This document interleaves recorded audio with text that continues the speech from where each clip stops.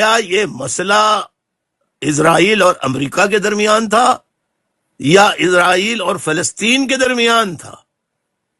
مسئلہ 2 سالوں سے 2023 سے اور آج تک جو صورتحال ہے علاقے کی، جو وہ آپ کے سامنے ہے،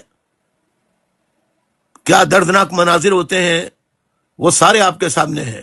اب آپ مجھے بتائیے کہ اس 20 نکاتی ایجنڈے میں کیا موجودہ فلسطینی اتھارٹی کا کوئی نمائندہ شریک تھا؟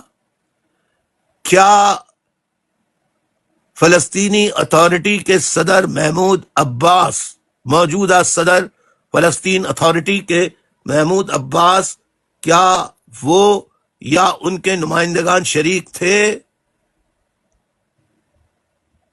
پھر یہ اس معاہدے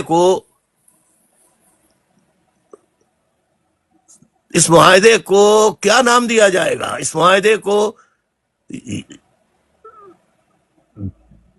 امریکہ کے صدر کا اپنا تیار کردہ ایجنڈا یا امریکہ کے صدر اور اسرائیل کے وزیر اعظم دونوں کا تیار کردہ 20 نکاتی ایجنڈا ہے یہ؟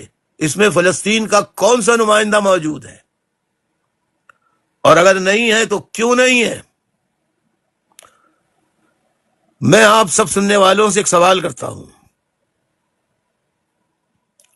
آپ مجھے ایک بات بتائیے کہ یہ کیسا معاہدہ ہے جس میں فلسطین کے نمائندگان کی شرکت ہی نہیں ہے؟